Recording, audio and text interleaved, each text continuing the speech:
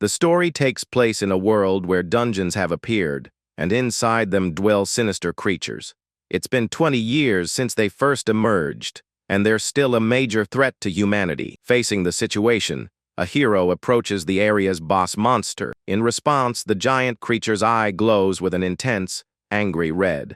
But the guy just smirks and announces that the monster's little party is over. Even with so much danger, humanity is still standing and fighting to survive. Our protagonist then activates a skill called Explosive Mountain Cleave. Right after, he charges full speed ahead at the gigantic monster. Subaru draws his sword, getting ready to see who's the strongest one here. With a determined look, he heads into the decisive confrontation. This is the journey of a man who wants to be the strongest in a ruined world. Cutting to a news report, it's announced that the Japanese Association has conquered the J8 dungeon. The one responsible for this feat was the explorer Subaru Takegami, marking his 7th conquest. Meanwhile, a little boy is watching the news, getting super excited to see his dad on TV. The little one shouts that his dad is amazing and the best of all the explorers.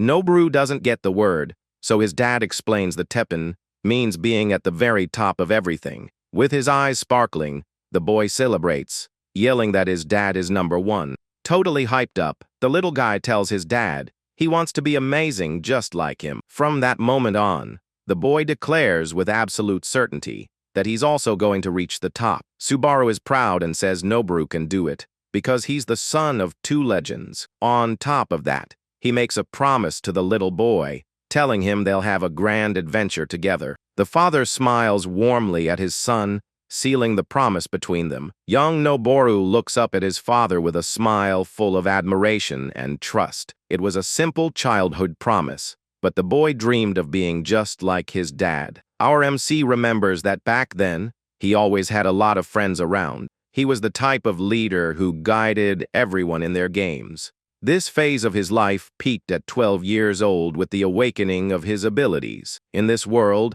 skills are powers that appeared along with the dungeons and monsters. The abilities are quite diverse, and everyone starts at the first level of power. As a person trains, their level increases, and the highest recorded so far has been level 7. Night falls on our protagonist's house as he dreams of the power that would change his life. In his dream, he remembers the day he awakened an incredible and convenient ability. The skill was skill collection, a unique technique that allowed him to learn any power. However, there was a hidden catch, and now the guy's reality is completely different. Currently 15 years old, our protagonist is lamenting his luck in a low-level cave. After defeating a monster, all that's left is a magic stone that can be sold. The guy pockets the item but knows that the monsters he can beat don't bring in much money. Suddenly, a mocking voice calls him by a weird nickname, surprising him. Our protagonist turns around with a not so friendly look to see who the wise guy is. The one who shows up is Kazuya Kuzuno, an old acquaintance who loves to get on his nerves. Kuzuno gets closer and asks sarcastically if he's still scrounging for scraps like usual. With an arm around the kid's shoulder, he scoffs, saying it must be tough for an elite. He explains that Noboru's skill is garbage because any power he learns stays at level 1. Because of that, he considers it the weakest unique skill in history and humiliates him in front of everyone. The guy replies that he's learned about 10 per day since he was 12 and now has around 9,000. Kuzuno is floored by the number 9,000 and says that even top-tier explorers only have 5. So, he mockingly asks just how strong the guy is with so many skills. Laughing in our protagonist's face, he walks off, saying it serves him right. Noboru is ticked off by the situation, but decides to ignore it and focus on finding the next enemy. In his thoughts, he admits he's weak but swears he won't give up on his dream. With that, he remembers the promise he made and shouts that he's going to become the greatest explorer. At that moment, a slime appears right on cue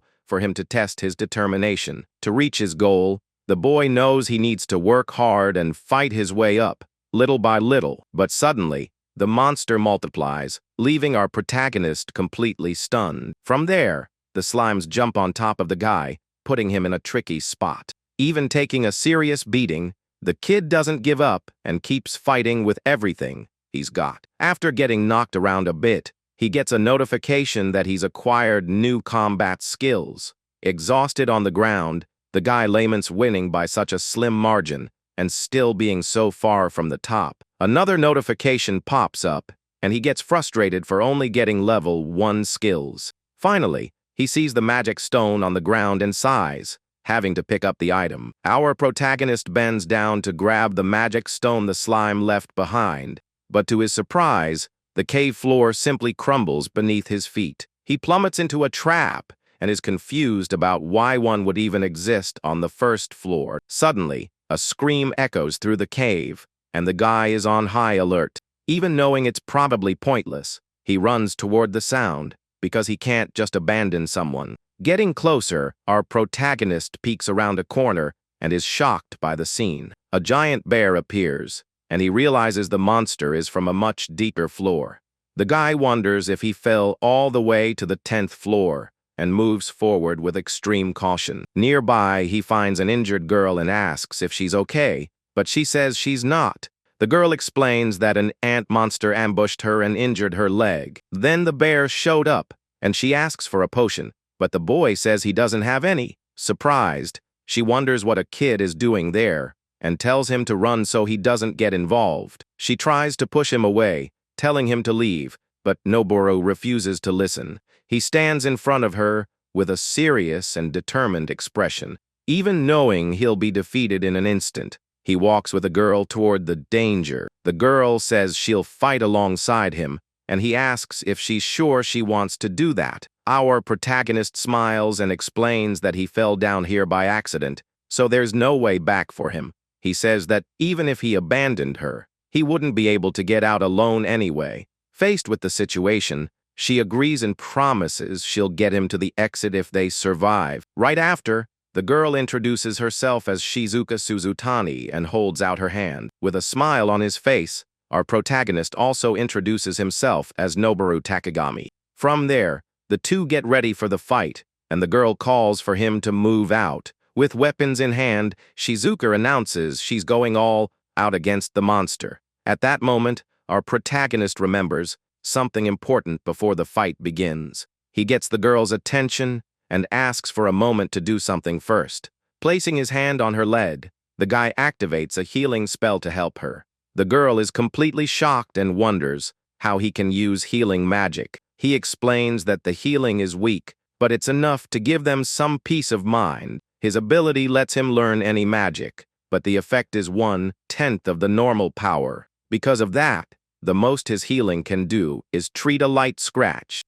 Shizuka shakes her head and says that even if it's not much, his help made her feel better. With a gentle smile, she thanks our protagonist for his kindness. Noboru gets all flustered by the thanks but breaks into a huge, happy grin. The pair's cute moment is interrupted by the terrifying roar of the giant bear. Shizuka realizes the break is over, and it's time to get back to the real fight. Without wasting a second, the beast charges straight for the two of them, thirsty for blood. The girl yells for them to go, and the guy agrees, running with her toward the danger. With that, the two of them dash toward the monster, ready for the inevitable combat. Shizuka leaps with agility and uses her double-cut skill against the enemy. She moves quickly, looking for an opening in the massive creature's defense. Faced with this, the bear retaliates with a massive claw swipe at the girl. The powerful attack shatters the ground and sends Shizuka flying from the impact. Seeing this, our protagonist desperately yells his companion's name. He knows he needs to buy some time somehow and quickly thinks of a solution. Right after, Noboru extends his hand and prepares to use a card up his sleeve. With that, he uses a flash skill to blind the monster for a moment. The bear gets confused by the bright light, and the guy takes the chance to attack. With a battle cry, our protagonist charges full steam ahead at the creature. But suddenly, his eyes widen in shock because his attack didn't work. Turns out, his knife barely made a scratch on the bear's thick, tough hide. Without even feeling the hit, the beast swats the guy away with a single paw. Even on the ground and injured, Noboru doesn't lose the determination in his eyes. Seizing the opportunity, Shizuka leaps over the bear with her two swords. She lands a direct hit right on the distracted monster's back. Our protagonist gives her a high five, celebrating their perfect teamwork. The girl notices he's in pain and worriedly asks if he's okay. The guy says he is, but his bruised face gives away that the hit was a strong one. Unfortunately for them, the bear gets back up, and it looks like the fight is about to get serious. The duo doesn't get discouraged, and Shizuka calls for him to keep fighting with everything they've got. And so, they go back to fighting together against the furious creature. The bear ignores Shizuka and attacks our protagonist with a violent swipe. Meanwhile, the girl tries to help, but her attacks don't even tickle the monster. From the hit, Noboru gains new resistance skills but remains badly injured. Almost passing out, he wonders if he's hit his limit, just as Kazuno always said. The voice of his old classmate echoes in his mind, calling him garbage and a failure. Seeing this, the bear prepares to deliver the finishing blow to the fallen guy. Watching the scene, Shizuka reaches out her hand and desperately screams for her companion. With one last effort, she throws something to him and tells the boy to run and survive. With his face covered in scratches, our protagonist is on the verge of giving up on everything. But in that moment, a memory of his father smiling appears in his mind. From there, that memory ignites a new flame of hope inside the guy. Our protagonist refuses to give up and gets back on his feet with a determined look. He remembers his father telling him that if he just kept walking, one day he'd reach the top. Because of this, his determination makes him acquire new resistance and fighting skills. Filled with power, he charges at the bear, yelling that he'll never give up on his dream. With a face full of cuts, our protagonist shows an unbreakable will. Even so, the bear attacks him with full force, sending him flying back with brutal strength. The impact hurts him a lot, but the kid keeps holding on, tough as nails. And so, he acquires new resistance skills and keeps fighting to reach the top. Suddenly, a notification informs him that he's reached 10,000 skills and will receive a new power. From there, Noboru enters a strange space surrounded by magic circles. With his eyes blank, a system voice asks him to make an important choice. 3 options for ultimate powers appear for him to decide which path to follow. Without hesitation, our protagonist reaches out to choose the power he desires most. His choice is to surpass the highest peaks to go even further than normal. Right after, a burst of golden energy erupts from the guy's body with full force. Noboru smiles and says this is the ultimate power, the strongest of them all. He explains that he consumed 10,000 skills to activate the power of mountain toppling force. With a battle cry, the guy charges forward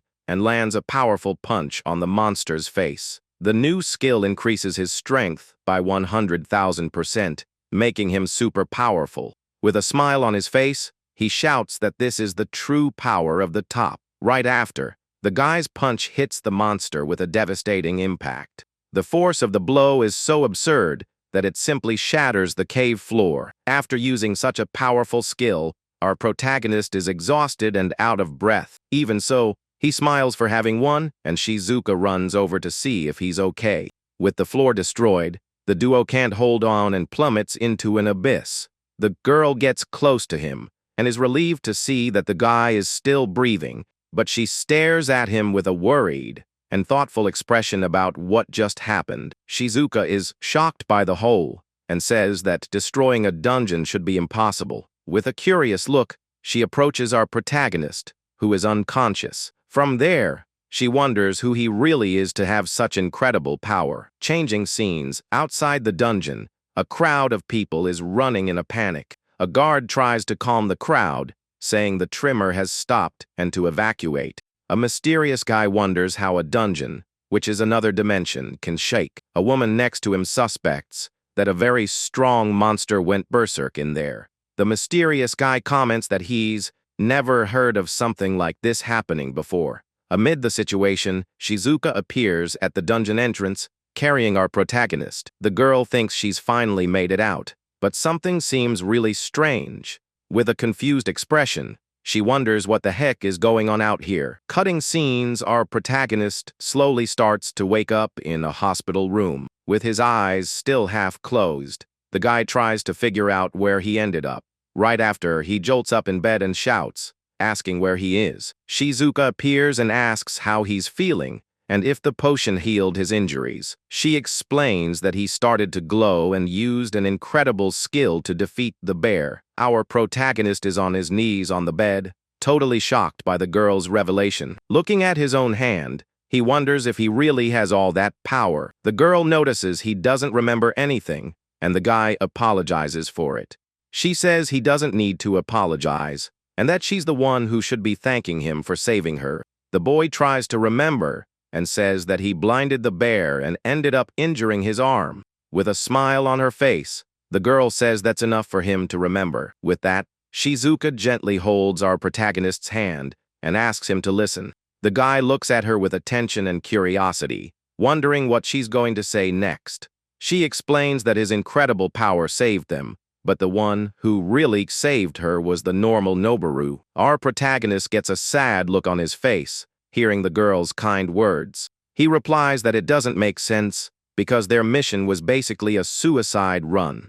The girl says the most amazing part was him not abandoning her and fighting together until the end. Getting all flustered, she admits his power was cool, but that wasn't the point. And so, she changes the subject and gets closer to the guy with a determined look. With a smile on her face, Shizuka hugs him and calls him her great savior. From there, she completes the sentence, saying that without a doubt, he is her hero. Our protagonist is overjoyed by the hug and the declaration from his new friend. Suddenly, the girl pulls away with an expression of someone who just realized something awkward. All flustered, she says she's leaving now and quickly says goodbye to the guy. The boy is shocked to realize he didn't even get her contact info before she left, and so he throws himself back on the bed, lamenting the missed opportunity with the girl.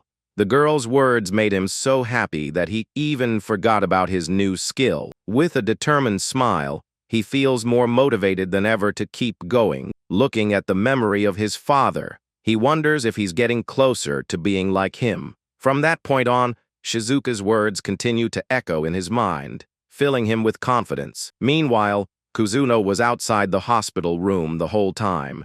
The guy stands in the empty hallway with a serious and thoughtful expression on his face. Night falls, and our protagonist is running through a park, realizing it's already late. He remembers that his father disappeared, and now his mother worries about him much more. Because of his father's disappearance, his mother is constantly worried about her son's well-being. When he checks his phone, he sees a ton of missed calls and starts to panic. The guy is grateful for her concern, but deep down, he wished for a little more space. Suddenly, a familiar voice calls his name, interrupting his thoughts. Our protagonist turns around and sees Kuzuno standing in the middle of the path, staring at him. With a sour look, the guy wonders what his old classmate wants with him now. He walks up and says he's in a hurry, but Kuzuno doesn't seem to care. Without giving him time to react, Kuzuno lands a solid punch on our protagonist. The impact sends the guy to the ground, completely surprised by the sudden attack. Furious, he gets up and yells, asking what the heck he thinks he's doing. With that, the guy grabs him by the collar of his shirt with a look of pure rage. He says Noboru is getting delusional, and that he came to put him back in his place. Our protagonist hits back and asks what he's talking about this time. From there, Kuzuno yells and demands to know why he's hanging out with Shizuka. The guy wonders how he knows her, and the other explains that the Suzuiatani sisters are famous. Our protagonist's jaw drops when he finds out she's part of a clan of shrine maidens. This clan is super rare and made up only of women with the best skills in Japan. The clan's leader, named Nodoka, is so popular she's even become a famous celebrity. The guy gets lost in thought, trying to process this information about the Suzuiatani sisters. Suddenly, it clicks, and he finally understands the connection between the two girls. And so, he realizes that Shizuka is the younger sister of the famous Nodoka. Kuzuno confirms it and humiliates him, asking why a piece of garbage like him is hanging out with famous people. With a mocking smile, he says it's ridiculous for the guy to try and climb out of the gutter. From there, Kuzuno warns that he's going to make our protagonist remember his place. He attacks with a strange weapon and Noboru says it's illegal, but the other doesn't care. Faced with the situation, the guy barely dodges and stares down his opponent seriously. The two face off, and our protagonist knows they're in a normal city. He thinks about yelling for help, but suddenly something stops him from speaking. With that, Kazuno lands a direct hit on his throat, and he gains impact resistance. The guy can't speak, and the other scoffs at his silent whip technique. And so, he warns that Noboru won't be talking for a while, and that no one will catch him. Kazuno starts beating up our protagonist, saying this is where he belongs. Even while getting hit, the guy tries to fight back, looking for a way to retaliate. At that moment, he remembers his special mountain, toppling ability. The guy notices his skills are gone, but realizes something important about his power. Because of his skill collection, he can always use and acquire new powers. He understands that this is the perfect synergy between his two unique abilities. With that, he consumes his skills and releases a golden energy that surprises Kazuno. With a confident smile on his face, our protagonist announces that it's payback time. The burst of power sends a gust of wind straight at his opponent.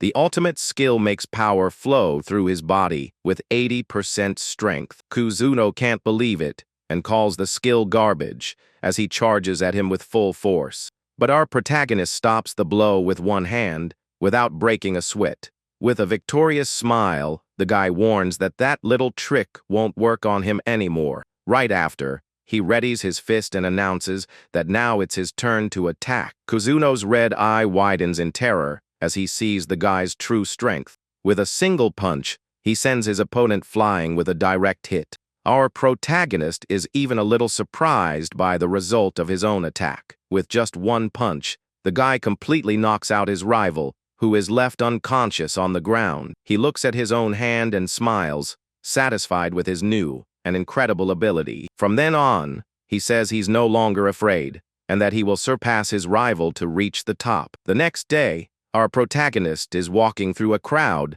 when he hears someone call his name. The voice calling him is Shizuka's, who greets him with a smile. She asks if he's already heading to a dungeon after what happened yesterday. The guy explains that he has to go because he has a monthly collection quota to meet. In this world, normal attacks don't work against dungeon monsters. Because of this, the military suffered a crushing defeat right after the portals appeared. Conventional weapons were useless against the creatures from there. If the portals are ignored, the monsters can escape into the world. And so, the government made it mandatory to fight starting at 15 years old. Shizuka remembers that the quota is 100 mana stones per month. Our protagonist admits that since he's weak, it's really hard to gather everything in time. The girl offers to help and says they'd finish in no time.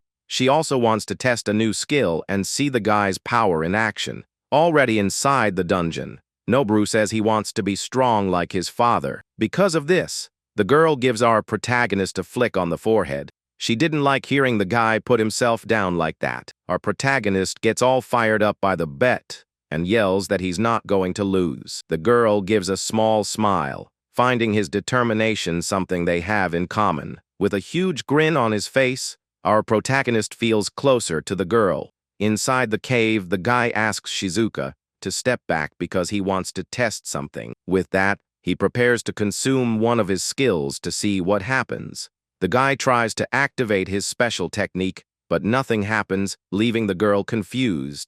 He realizes it's impossible to use the power if he doesn't have any skills to consume. And so, he decides to find a monster, and Shizuka points to a slime nearby. The guy runs into the fight, while the girl wishes him good luck. After the fight, he receives several notifications that he's acquired new sword techniques. Tired, he celebrates the victory, but admits it was tough to fight without his special power. Shizuka approaches with a thoughtful look, and he asks what's wrong. She teases him, saying he struggled a lot to beat a single slime, and that he's pretty weak. With a determined look, the guy warns that it won't be like this forever. Right after, he activates his skill, and a golden aura surrounds him, shocking the girl. Our protagonist notices that his power seems weaker than it was yesterday. A notification explains that the current enhancement rate is 20%. He's shocked because yesterday it was 80% and wonders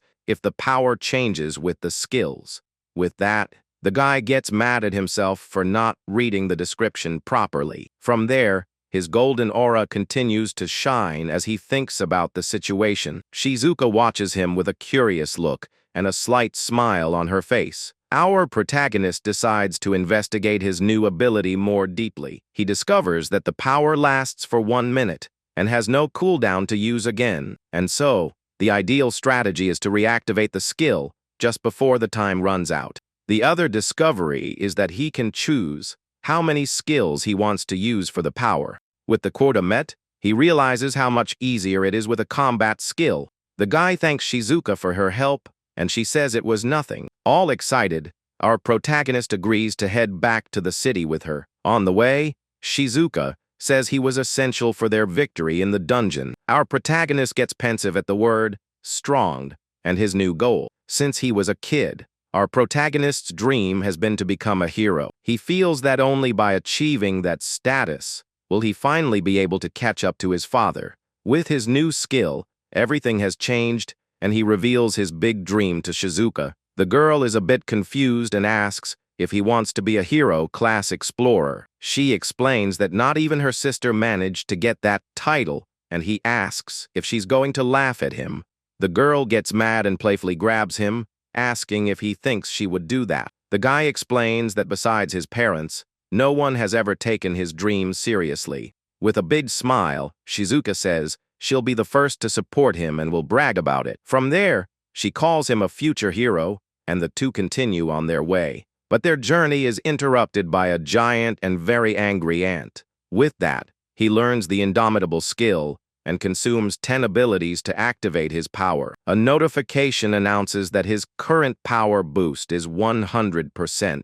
With his full power activated, a bluish energy shoots out from his sword. His eyes shine with determination as he prepares his next move. With a battle cry, our protagonist unleashes a blast of purple energy. He leaps with full force toward a shadowy creature with his sword. Faced with this, the bear retaliates with a powerful blow, but the guy defends himself. The impact of the blow leaves a huge mark on the cave floor. With a smile on his face, he warns that things are different now, and so he consumes 3 skills to reactivate his special power. Even while being pushed back, he manages to acquire new durability skills. From there, he realizes that the stronger the enemy, the faster he learns. With a determined look, the guy continues to learn new resistances in the fight. With one last precise strike, our protagonist finally defeats the giant bear. He celebrates, super excited to have beaten a killer bear all by himself. With a huge grin on his face, the boy yells that he's a real explorer now, but right after, he admits that his efficiency is still pretty crummy. His skill acquisition rate increases the stronger the opponent is. The guy calculates that he used 10 skills and learned 8, so he came out at a loss. While he's thinking about how to optimize his power, Shizuka calls him from a distance. Shizuka congratulates him for managing to defeat a killer bear all by himself.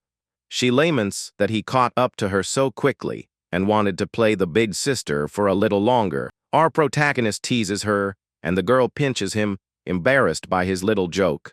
And so, she says she'll forgive him if he buys her a pudding later. Suddenly, the cave floor starts to shake violently without any warning. With that, the floor collapses, and the two are left completely clueless. The girl slips, but our protagonist manages to catch her just in time. At that moment, heavy footsteps echo throughout the dark and mysterious place. The duo falls to the ground, and he asks where the heck they've ended up now. He explains that this has happened to him before, when he saved her on the first floor. The girl starts to suspect that their fall wasn't just an accident. Suddenly, a scream echoes, and our protagonist decides to go check out what happened. Arriving there, they find a group fighting against strange and dangerous monsters. Faced with the situation, Shizuka gets our protagonist's attention to the fight. With that, he announces he's going to help and jumps into the middle of the chaos to save everyone. Our protagonist helps one of the injured with a potion he bought earlier, and the guy thanks him for the help. At the same time, the group's healer uses his magic to treat his companion's wounds.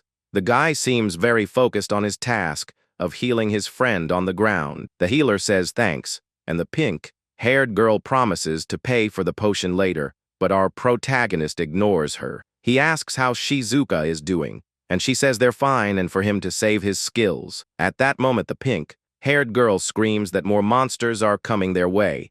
Faced with this, a swarm of giant ants emerges from the shadows, ready to attack. Without wasting time, the girl uses a wall of fire to try and hold back the horde of creatures.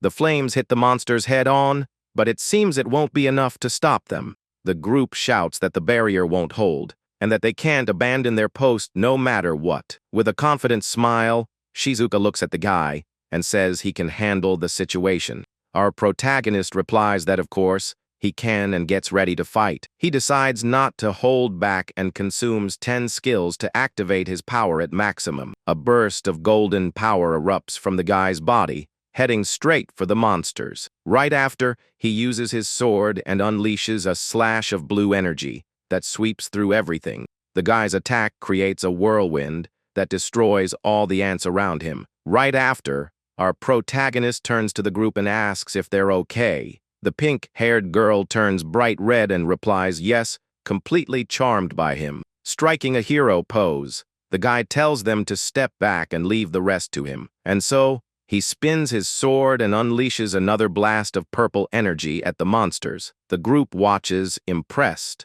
and the girl comments that he's really cool and strong. Her friend teases her, asking if she's changed her taste from older, handsome guys. Suddenly, our protagonist finds himself surrounded by a bunch of giant ants again. He makes a face of despair as he realizes his skills' time is up. Because of this, the monsters attack him, and he acquires new impact-resistant skills. The group gets annoyed, and the girl says that maybe he's not so cool after all. At that moment, Shizuka appears and defends our protagonist from a surprise attack. The girl says that thanks to him, they managed to hold off the monsters, and now they just need to finish them off. Faced with the situation, the guy decides not to hold back anymore and consumes 10 skills at once. The duo prepares for a combined attack and activates the powerful explosive mountain cleave. With the floor littered with magic stones, our protagonist breathes a sigh of relief as the fight ends. Just then, the group they saved approaches, and the blonde guy thanks them for saving their lives. Shizuka asks where they are, and the guy explains it's the 12th floor of the J45 dungeon. The blonde guy denies it, saying he's never seen monsters like these here, and that they appeared out of nowhere. And so, he thanks them again and admits that without their help, everyone would have been done for. The group's healer agrees, and says the way the creatures appeared was highly abnormal. Because of the injured, the blonde guy announces they're heading back and invites the duo to come along.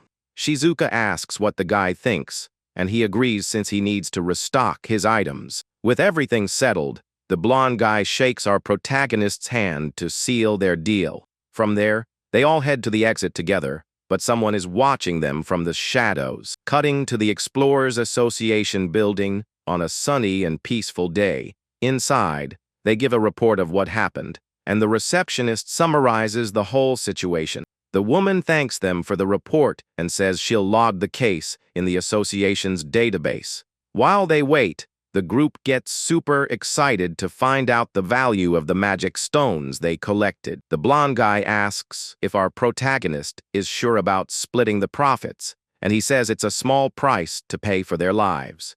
With a pat on the shoulder, the blonde guy gives our protagonist some advice. He says that stingy people end up alone, and that the guy should remember that. Suddenly, the receptionist calls for Noboru and informs him that the manager wants to speak with him. Our protagonist is confused, and Shizuka asks if he wants her to go with him. The guy refuses the help and says he'll go alone to see what the manager wants. The girl and the rest of the group are shocked by the boy's confident response, and so our protagonist follows the receptionist down a very fancy hallway. She stops in front of a door and announces that she's brought Mr. Takegami for the meeting. As the door opens, a voice from inside tells our protagonist to come in. A man greets him and says it's been a long time since they've seen each other, leaving the guy confused. From there, The man introduces himself as Tadashi Shinmi, the branch manager and an acquaintance of his father. Our protagonist is shocked by the revelation,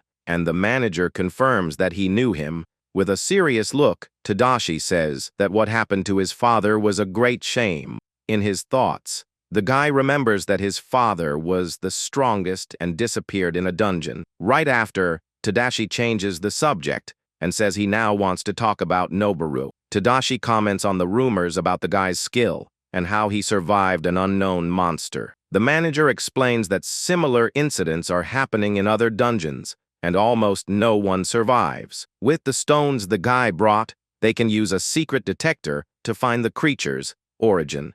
Because of this, he says the achievement belongs to the boy and invites him to solve the mystery with his own hands. With a sly smile, Tadashi says that if he solves this, it will be a major accomplishment for his career. Faced with the situation, the guy gets a determined look at the manager's proposal.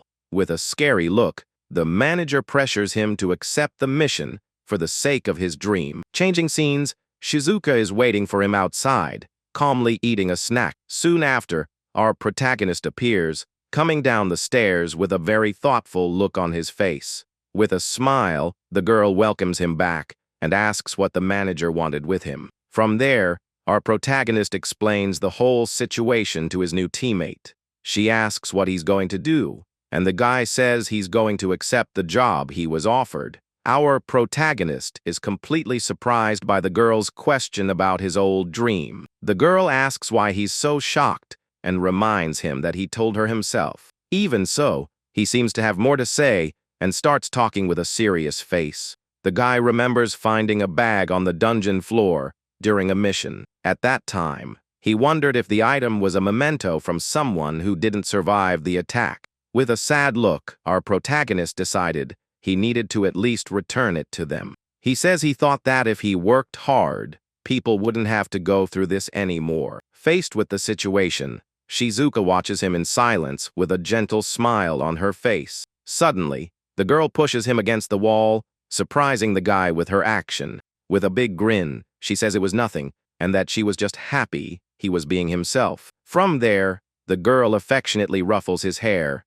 making him completely flustered. With that, she announces that if that's his reason, she'll help solve the mission too. The girl says she'd be furious if he tried to do everything alone, and the guy thanks her. And so, the two share a fist bump and decide to solve the case together. 3 days later, our protagonist is waiting for Shizuka in a park to start the mission. She tells him her sister got back from an expedition and knew nothing about the incident. The girl explains that her sister is famous and that it's weird she wouldn't know about something so big. Even though they find it suspicious, they decide to continue since they've already officially accepted the request. With that, the duo arrives at the Tokyo dungeon to begin their mission. At the entrance, our protagonist introduces himself and says he was sent by Tadashi to investigate. With everything set, the two prepare to enter the glowing dungeon portal. Inside the place, Shizuka notices it's a ruin-type dungeon, and the atmosphere is very different. Our protagonist says he's fine, but the girl warns him that in combat, it's a different story. Suddenly, some purple spiders appear, and the guy seems excited for the first fight. Without wasting time, the girl charges forward and asks him to provide cover while she handles the front line. After the fight, our protagonist gives a thumbs up and asks if he didn't do a good job. The girl scolds him for being cocky, and the guy can only laugh at the whole situation. Little did they know, a small red spider was watching everything attentively from the ceiling. Shizuka asks what he thought, and he says that in a group, it would be dangerous without his special skill. And so, the girl suggests they save his ability and focus on gaining experience. The guy agrees and says that if the enemies get stronger, he'll take the front line. As they run through the corridor, purple spikes suddenly shoot out from the walls and attack them. After a while, the duo defeats a few more spiders, and the girl seems a bit bored. While our protagonist recovers from an attack, Shizuka asks if they're there yet. The guy checks the map and says the place they're looking for is just a little further ahead. With that, the girl gets closer to take a look at the map too. Out of curiosity, suddenly, Shizuka starts to feel sick and stumbles to the side, weak. Our protagonist catches her, worried, and asks what happened to her all of a sudden. At that moment, he receives notifications that he's acquired resistance to poison in excretion. He quickly realizes that this is a trap and goes on high alert. But it's too late, and his consciousness starts to fade quickly.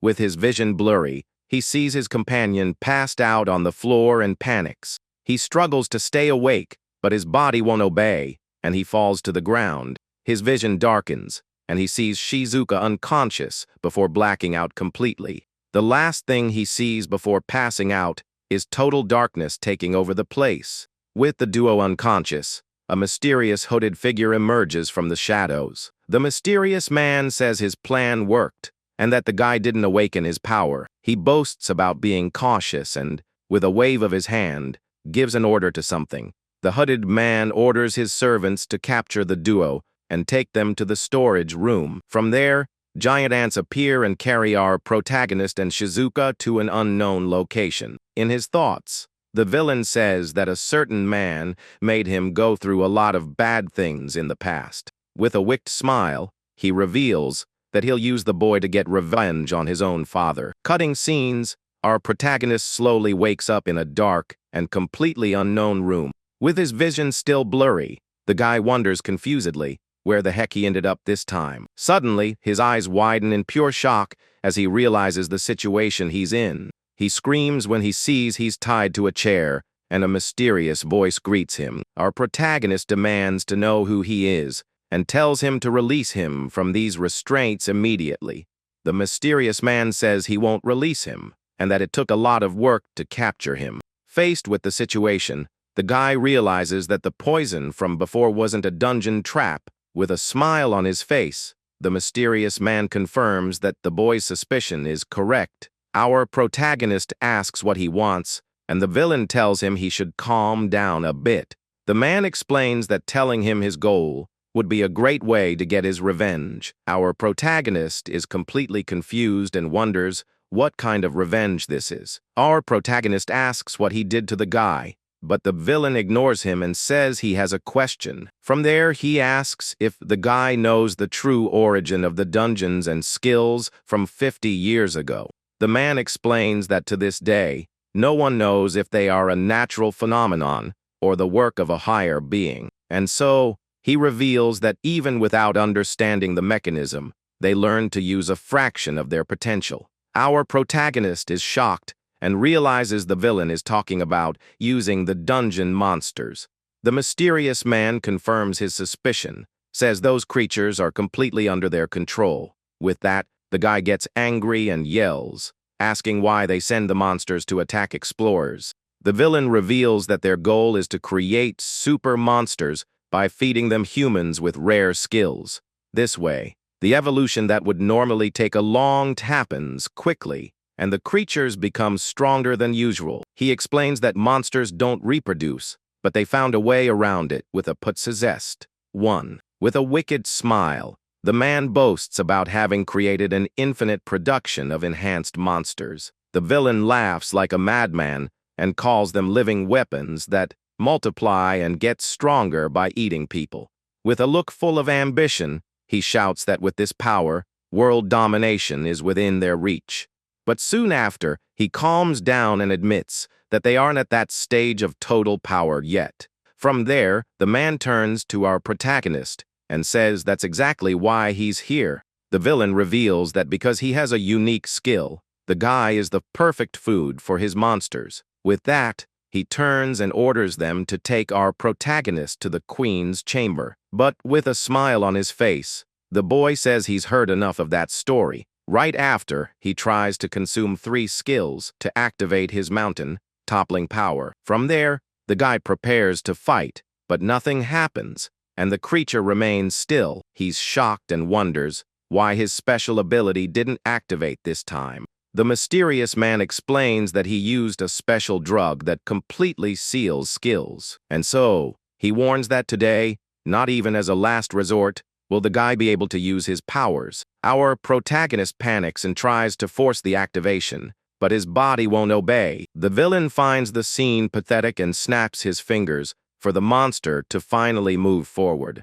Faced with the situation, the giant creature prepares to carry out its master's order. With that, the monster grabs our protagonist with full force to take him away. The guy screams in desperation and tells the disgusting creature to let him go immediately. But the beast ignores him and carries him away, while the villain just watches the scene. After a while, our protagonist wakes up on the floor and wonders where he ended up. Faced with the situation, he sees a giant, disgusting creature, and the villain introduces it as his queen. With that, the guy shouts that he won't become monster food and tries to activate his skill again. The mysterious man says it's a pointless effort and he could let the queen devour him right now, but he decides he wants to make the boys suffer a little more and orders them to bring the woman from before. With wide eyes, our protagonist realizes the villain is talking about Shizuka. The man tells the guy to be quiet because he'll soon find out who the person he called for is. Right after, a monster brings an unconscious Shizuka, and the guy desperately screams her name. He yells for the girl to wake up as the creature carries her closer to the giant queen. Slowly, the girl wakes up and calls out for her companion, completely confused by the situation. She realizes she's tied up, and her body won't move at all to escape. Faced with this, the girl panics when she sees the giant creature right in front of her. Our protagonist tells her to run and says that the villain wants him, so he should let her go. The mysterious man says she's mediocre, but serves as a great appetizer for the queen. With a wicked smile, he orders the creature to start eating with the girl's left leg. Seeing the scene, our protagonist panics and screams for his power to activate no matter what. Suddenly, the mysterious man calls our protagonist, boy, in a very serious tone. With that, he gets closer and says he's going to teach the guy a very important lesson. He scoffs, saying the idea of a hero awakening a power is something out of a comic book. According to the villain, learning that reality is cruel is what makes people adults. But suddenly, the villain's hand is bitten by our protagonist's restraints. He's shocked by the pain and looks at his hand, which is now bleeding uncontrollably. With a terrifying smile, the man welcomes him to his side. Our protagonist is pulled into a dark abyss as the villain talks about the last day of his life. The force pulls him with full strength into that dark and mysterious place. At the same time, the creature prepares to devour Shizuka once and for all. The terrible scene unfolds right before our protagonist's desperate eyes. The girl's eye fills with terror as she realizes her end has finally come. Our protagonist watches, unable to do anything to stop the tragedy. With a bleeding hand, the man says that this is the harsh reality of the adult world. In a scream of pure desperation, our protagonist calls out his friend's name. Our protagonist screams with all the force of his lungs, watching the horrific scene. Suddenly, the villain is thrown back and is surprised that he activated a skill. The mysterious man says he's impressed but soon scoffs that he can't even use it properly. With a roar of anger, the guy charges forward and bites the villain's arm with everything he's got. Even in pain, our protagonist doesn't give up and continues to fight desperately. Several notifications pop up, and he feels his body about to explode from the inside. Lying on the ground, he sees his friend's hand and whispers her name with a weak voice. The floor is covered in the red liquid that pours endlessly from the girl. Even on the ground, he asks the girl to wait a little longer because he's going to save her. With great difficulty, our protagonist grabs himself and swears he'll get her out of there. The villain finds the scene amusing and says he'll let him feel even more despair. With that, he orders the queen to eat her arm, and the guy screams for it to stop. Faced with this, our protagonist screams again, completely out of his mind, crying uncontrollably. He repeats to himself that he has to save her no matter what. With tears in his eyes, he swears with absolute certainty that he will save her. With great difficulty, Shizuka opens her eyes and looks at her companion with determination. Even feeling immense pain, the girl struggles to say a few last words to him. She says it's okay and asks our protagonist not to push himself anymore for her. The guy screams through his tears, asking why she's still worried about him at a time like this. With a faint smile, the girl replies that even she doesn't know the real reason. From there, she remembers the day he saved her from the bear and says she was so happy. She never imagined that a younger boy would save her in such a dangerous situation. And so, the girl admits that maybe she just wanted to look a little cool in front of him. She thinks that thanks to him, she feels no pain or fear, and the guy screams her name endlessly. With her last bit of strength, the girl manages to call out her companion's name one more time. The villain gets tired of the scene and says he's had enough of this whole charade. From there, he orders the queen to devour her heart to end it quickly. Our protagonist reaches out his hand and screams Shizuka's name in a final act of desperation. In her last words, she asks him to keep being the same person he's always been. Faced with this, the creature attacks with full force, and the guy watches the scene in shock. Our protagonist hopelessly reaches out his hand as he watches the terrible scene unfold. With his face covered in tears, he screams and enters a state of pure despair. Suddenly, the guy is surrounded by several system notifications that appear out of nowhere. A notification announces that he's consumed 1,000 skills and will learn a super, high-level power. And so, a mysterious voice says that's not true and calls his name warmly. Right after, the voice explains to him that life is a very resilient and strong thing. He remembers his father saying that even if a person's heart stops, they don't die instantly. Little Noboru asks if his dad wouldn't die, even if only his head was left. The father confirms it and says he would bite the enemy until the end to get back to his family. Seeing his son's reaction, he hugs him and promises he'll come home in one piece. From there, our protagonist realizes that people don't go down that easily. He wonders if there's some kind of supernatural healing ability to save her now. A new notification appears, and he begs with all his might for a new power. With a face full of determination, he yells that he needs the power to save Shizuka. Right after, his eye glows with an absurd intensity, and a new power awakens. Faced with this, our protagonist screams that he needs to get there in time to save her. With that, he consumes all the skills he's learned and activates his new power called Sanchi Sume. With a crazed look in his eyes, the guy shouts that he'll sacrifice his own future for her. Crying hard, he begs for Shizuka to come back as a golden light shines intensely. The mysterious man is completely shocked by the scene and wonders what that light is. With a hand on his face, our protagonist continues to cry as the energy completely surrounds him. Slowly, he opens his eyes, still with many tears streaming down his face. Suddenly, the girl touches his face and calls his name, leaving the guy in shock. With a tight hug, he cries in relief and thanks her over and over for being okay. The girl thanks him for saving her again and wonders how she's still alive. And so, she affectionately pets his head and says that everything is okay between them now. Faced with this, he tries to look strong, but the girl has something more important to say. In the background, the villain screams that it's impossible and wonders what power he just used. Our protagonist says that reality isn't so convenient for the villain this time. He explains that it's not convenience, but the result of everything he's built up until now. Our protagonist says his daily efforts saved both him and Shizuka,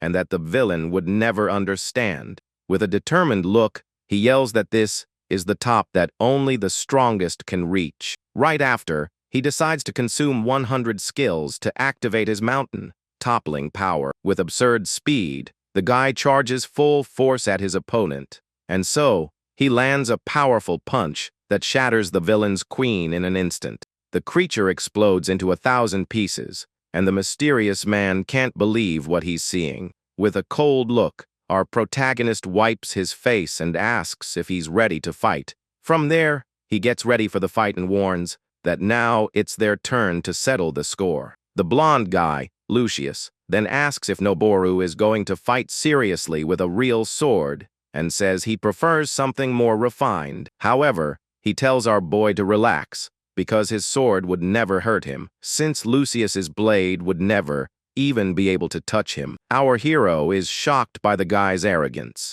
but he understands that the blonde guy wasn't just messing with him. After all, Noboru struggled against slimes, and his opponent was America's hero, so the power difference was obvious.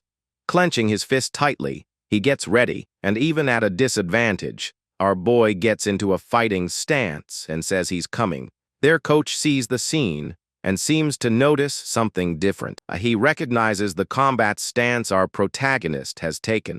Because Noboru didn't want to accept this difference as natural, so he was going to fight anyway, and with all his strength, our hero charges at the blonde guy. The opponent likes his fighting spirit and prepares for the attack, but he says that our boy lacks power, speed, and technique. With a quick move, he throws Noboru to the ground, and a notification appears. Knowing his weakness, our boy uses all his points to activate the mountain, toppling power. Then, without holding back, he charges at his opponent with a golden aura surrounding him. The blow lands squarely, and the opponent can hardly believe what's happening as a notification pops up. America's hero blocks the strike, and our protagonist understands he can't think about what comes next.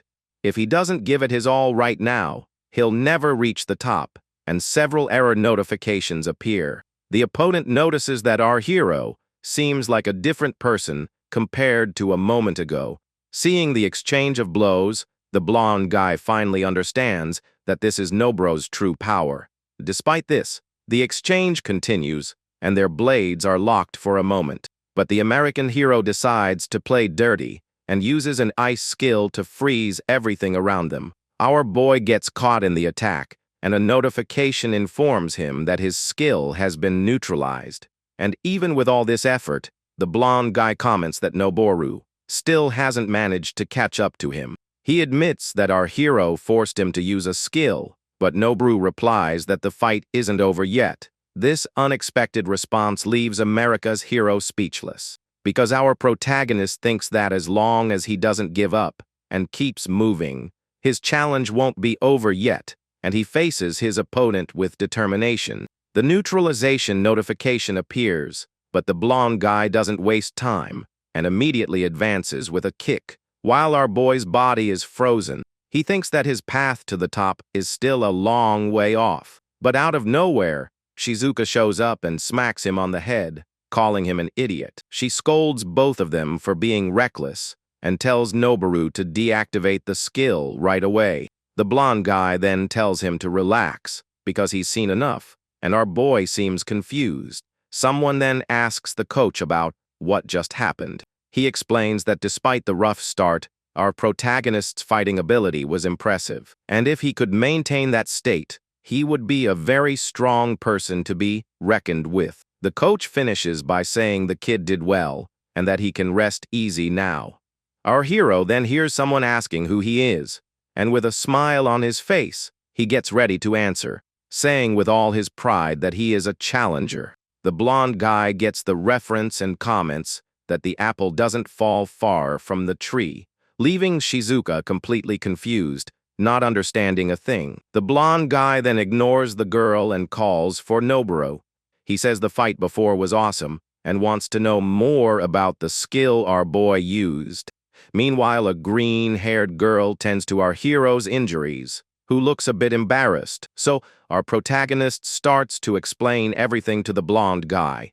He understands that the skill copies other abilities, and that the effect is blocked because Noboru saved Shizuka. The girl then asks what the plan is for tomorrow and scolds our hero for being so reckless. He admits he messed up a little but doesn't regret it because it was a unique opportunity. And besides, if he wants to reach the top, his own life is already a huge challenge. His declaration leaves everyone speechless, and the green-haired girl even blushes. The blonde guy gives a little smile and seems to understand our boy's side. Shizuka's eyes reflect a slightly sinister version of the blonde guy, who says he understands where he's coming from. He then gets serious and says he's going to tell them what he thinks about all this, and he warns that our hero has lost all his combat power and can't even do basic missions. That's why he makes a limited time offer to help our boy get his power back. The blonde guy strikes a dramatic pose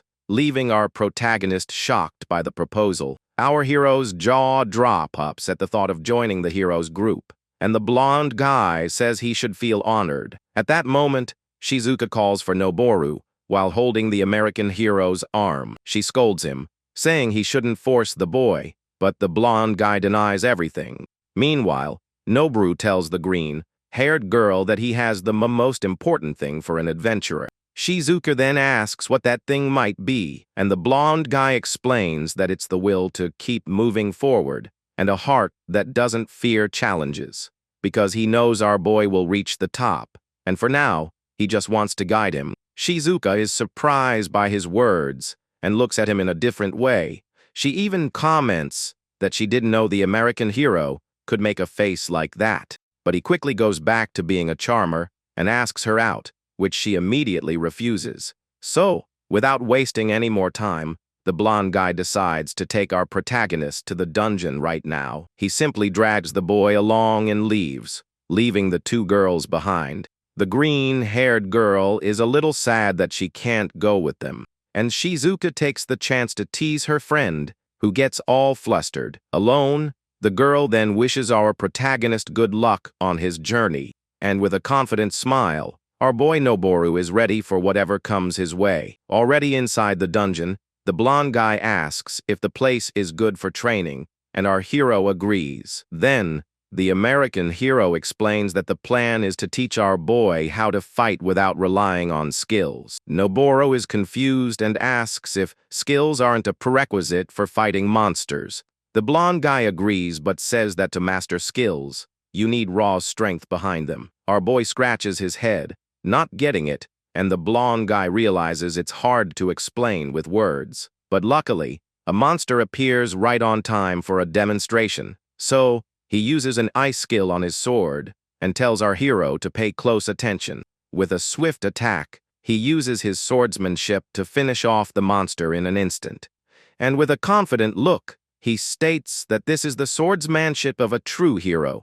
He asks what our boy thought, and Noboru says it was incredible, but seems not to have understood the lesson. Noticing the confusion, the blonde guy decides to explain what he just did a bit better. He only coated the sword with ice because normal attacks don't hurt the monsters, but the skill's power was minimal, and the attack itself was purely physical, transmitted through the blade. The blonde guy then concludes that even with a weak skill, you can defeat strong monsters with strength and technique.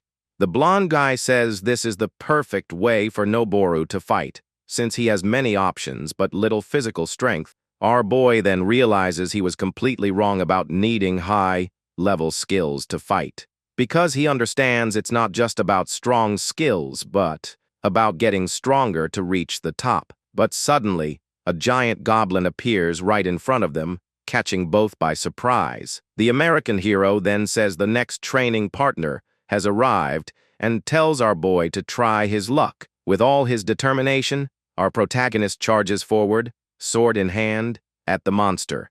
But in the middle of his attack, he feels like he's forgetting something very important. Even so, he follows through with the strike and hits the goblin squarely, which just stands there. The creature is confused by the attack, and a notification informs him that skill acquisition has been neutralized. Our boy totally panics, not understanding what's happening, and to make matters worse, the goblin simply catches his sword blade with its hand. With a single move, the creature throws our protagonist away with absurd ease. The blonde guy then comments that he knew things wouldn't go right on the first try, but that he should have won. Noboru then explains that the problem is he doesn't have any skills right now and won't be able to learn new ones for a while. The American hero facepalms and realizes he's going to have to start by being our boy's babysitter. The American hero warns that he's going to be strict, and our boy, lying on the ground, nods in agreement, and so his training begins. A month passes, and we see our protagonist heading home, all sweaty and tired from training. Thanks to Lucius, he paid off his debt and can now learn skills again, plus he's improved his combat without them. He clenches his fist and feels that he has definitely gotten stronger this past month, and a smile of satisfaction appears on his face as he realizes all his progress. But he quickly pulls himself together because it's already late and he needs to get home soon. But suddenly, his phone starts ringing and it's a number he doesn't recognize. He answers the call a bit suspiciously, not knowing who it could be.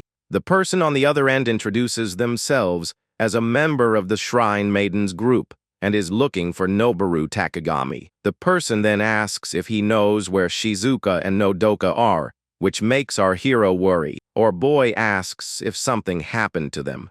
The guy explains that they left in the morning and haven't come back, and they're worried something might have happened. He apologizes for using the emergency number, and our hero says he'll look for them too. The person on the other end thanks him for his help and hangs up. Noboru is worried, and even though he knows they're strong, he has a bad feeling and decides to call Lucius. Just as he was about to call Lucius, an email notification pops up on his phone. He feels a glimmer of hope and wonders if it's a message from Shizuka. But upon reading the email's content, our hero is completely shocked by what he sees. The email is from Tadashi Niimi, and it warns that the sisters have illegally entered a dungeon and summons him for a talk. Our boy gets desperate reading the message, and knowing that Shizuka and Nodoka are in danger. Angrily, he punches the air and decides he has no choice but to go there. But before leaving, he remembers he needs to make some important calls. He thinks about calling the guy from before and Lucius, but remembers something. First, he lets his mom know that he'll be home late tonight. Then, without really knowing what to do, our protagonist starts running. He just sprints through the city's streets with everything he's got to save them. Meanwhile, in the dungeon, some guys wonder who the intruder is who healed a woman and defeated their queen. Their leader is furious because everything was ruined and orders his henchmen to finish off the newcomer.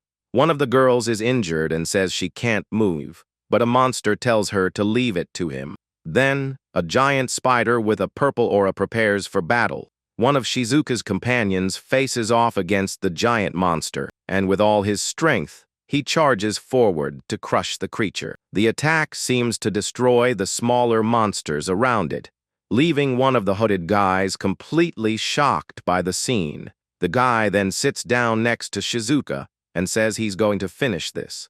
She then asks him to send the enemy flying for her, too. But the one who takes over the fight is our hero, who lays a beatdown on the spider. The hooded guy can't believe what he's seeing and thinks it's all just a nightmare. Our boy finally ends the fight and collapses on the ground, exhausted. He then faces the villain, who, terrified, tells him to stay away. The guy begs for his life and says he'll apologize for everything, but our hero asks if that's all he has to say after everything he's done, because he didn't just hurt our boy, but he also went after Shizuka. Noboru unleashes his aura and says he will never forgive him, while the villain screams for help. And with all his rage, he prepares the final blow to punish the scumbag. But Shizuka stops him at the last second and asks him not to do it. Our hero is left speechless and asks why she's protecting the guy. She denies it and says she would never feel pity for someone who tried to use her as monster food, and that there's no way she could forgive or defend him. So our boy asks why. The girl then explains that if he continues like this, the only one who will get hurt is himself. She continues, saying that if he finishes the guy off in this state of rage, she feels it will change him forever, and she understands how he feels. That's why if he can't forgive the villain, she offers to carry that weight with him. And holding his arm, she asks to share this burden with our hero. Noboru is touched by the girl's words and looks at her with eyes full of emotion. She then says she won't stop him anymore, and the villain panics, asking her to save him. Our boy closes his eyes and clenches his fist with all his strength, and with a scream, he unleashes all his pent-up anger at once. But instead of hitting the villain, he completely destroys the floor next to him, because he didn't want to get Shizuka's hands dirty with that guy's blood. He then wonders if this was the right choice to make. The girl then thanks him for his decision, and in a gesture of affection and relief, She hugs our protagonist. Our hero feels that the warmth of her hug was worth more than all the anger he felt. The scene then cuts to Tadashi Niimi's office, who says he understands the situation and congratulates our boy on the great job of defeating one of the managers. Shizuka then questions him about her sister, not knowing anything about the case. Our protagonist asks why he hid this information from everyone. The girl gets worked up and asks why he gave such a dangerous mission to a rookie. Tadashi asks her to calm down and explains that if he had called someone famous, the enemy would have hidden. He also explains that the enemies aren't stupid and would have run if a famous hero showed up. And the second reason is that our hero had already beaten them once before. That's why the villains underestimated him and thought they could easily handle him. Tadashi then says his judgment was correct, but he miscalculated and apologizes. He even bows, but our boy tells him to stop, as he just wanted there to be no more victims. Tadashi then thanks him because, thanks to our hero, there won't be a second wave of attacks. He puts a hand on our boy's shoulder and thanks him again for his effort. And with the mission complete, Tadashi announces he'll give him a handsome reward from his own pocket. He then says goodbye and tells the two of them to go home and get some rest. The branch chief watches the two leave his office with a mysterious look and with a smile on his face. He says that now he has his own work to do. He then goes to the interrogation room where the villain refuses to say anything. With a smile, he says he doesn't need that and points his finger at the guy. Sacrificing one of his fingers, he manages to create a small rat bomb. The villain panics upon seeing the bizarre creature that just appeared out of nowhere. Tadashi then gives the order for the creature to detonate, and it begins to glow intensely. A huge explosion occurs in the interrogation room, leaving the guards in shock. They run to help him, but Tadashi says he's fine, and that the guy had a suicide monster. He tells everyone to alert the other branches about the danger, and as he walks away, injured, he thinks that it's still too early for them to show themselves. On the other side of town, we see our protagonist, thinking that next time he'll have to be more careful. Meanwhile, Tadashi lights a cigarette and says, "Isn't that right?" to himself. Elsewhere, a mysterious group is discussing having lost one of the 5 queens.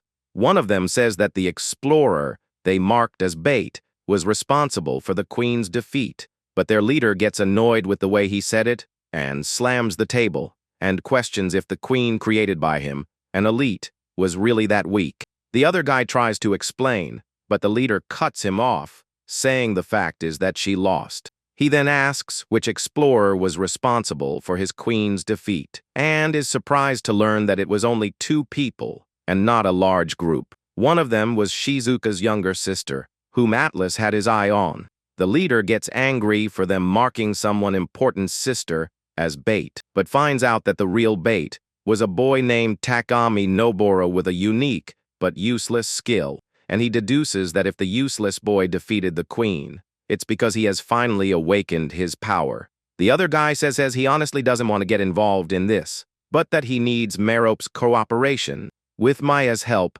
they plan to set things straight again. Meanwhile, our hero tries to learn a new swordsmanship skill, but his ultimate ability nullifies the acquisition of the new skill once again. And he was already expecting this, because in exchange for healing Shizuka, he can no longer learn new skills. Luckily, the skills he already had didn't just disappear, but if he uses them all up, he won't be able to defeat even a simple slime. Our boy freaks out about not having a monster that gives a lot of skills at once like in games. He then stops the drama to hunt another monster, but Shizuka appears, calling for him. Our protagonist finds it strange that she came all the way here and asks why she didn't just call him. The girl jokes that it's better to talk face to face, which makes our hero all flustered. She then relaxes and reminds him that her sister was investigating the incident from before.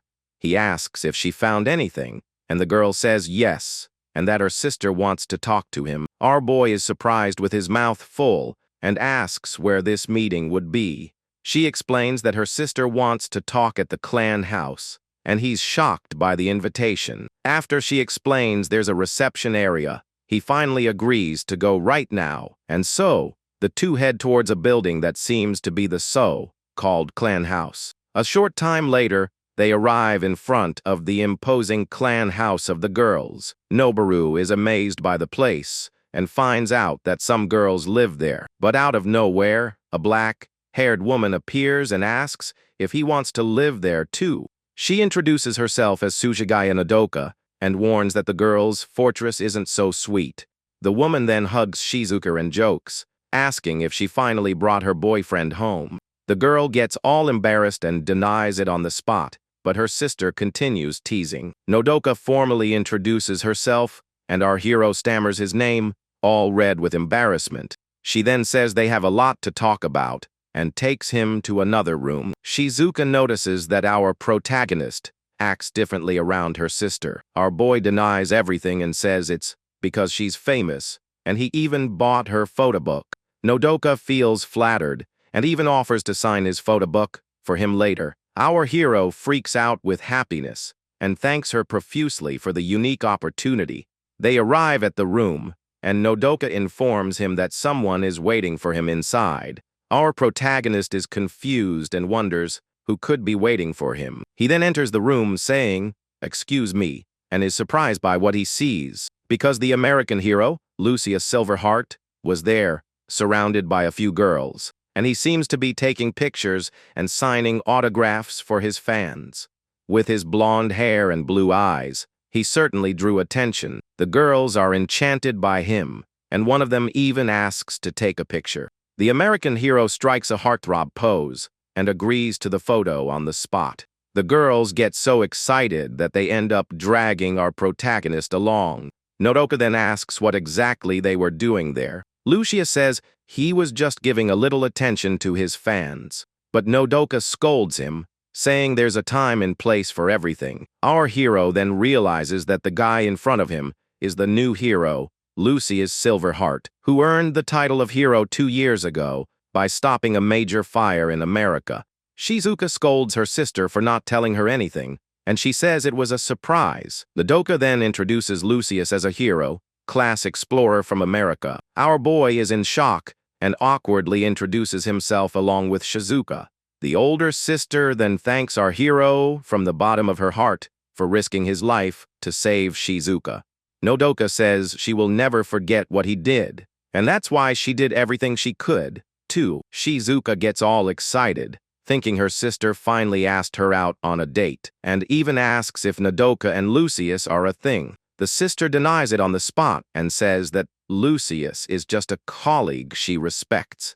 Lucius then calls our boy for a private chat and leaves the girls aside. He introduces himself as the son of Saburo Takegami and finds out that Lucius has met his father. And the American hero tells him that he met his father about 10 years ago. His team was in trouble in a dungeon, and Subaru showed up and saved everyone.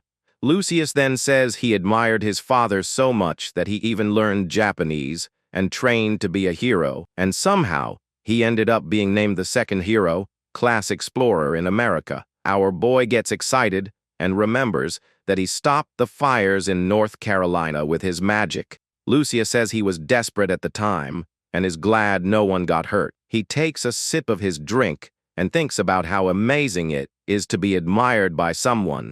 Our hero then realizes just how incredible his father really was to inspire someone like that. That's why Lucius gives some advice to the son of his savior and idol. He tells our boy to stay away from the disappearance case he got himself into. Our protagonist is confused and doesn't understand why he has to stay away.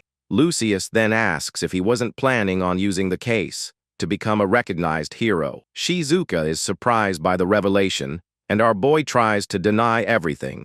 Lucius says that's what Shizuka told him, but he assumes it was a misunderstanding.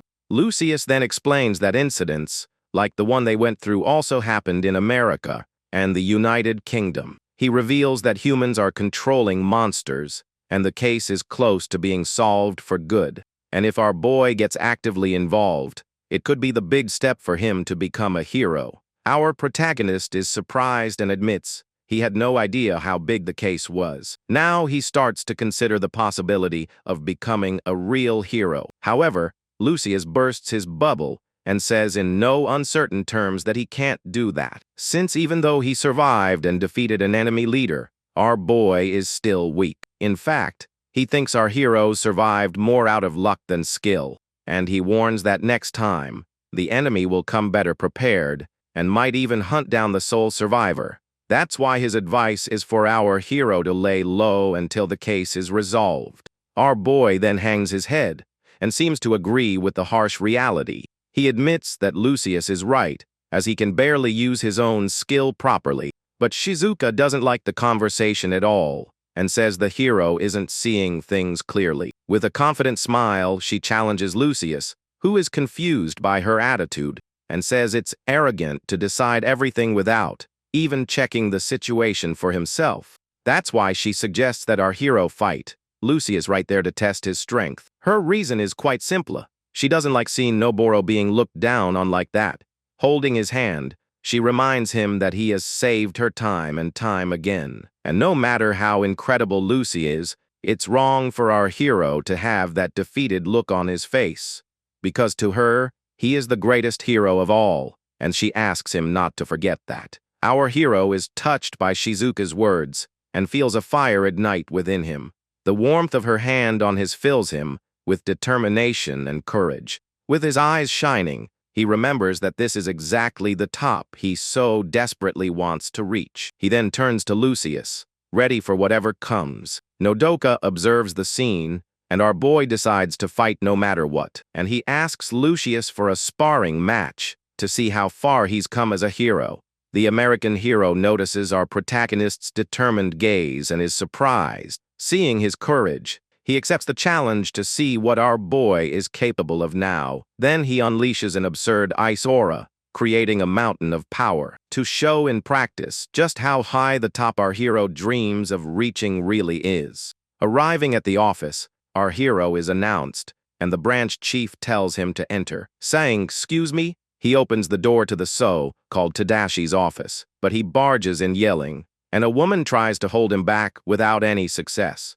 Tadashi, with all the calm in the world, asks our boy to relax, because haste makes waste. Our hero tries to retort, but the chief cuts him off and tells someone to bring tea for both of them. After a while, the chief says that now that he's calmed down, they can talk properly about what happened. Sipping his tea, he asks if Noboru knows the J104 dungeon, which is 30 minutes away. Our boy confirms and remembers that the place was closed due to a new species of monster. However, Tadashi reveals that the truth is that several explorers have recently disappeared inside. Our hero is in shock and begins to understand the gravity of the whole situation. The chief then confirms that the case is linked to his, and that it's the dungeon the Suzuyatani sisters entered. And to make matters worse, he says he's just as confused as our hero because they entered without his permission.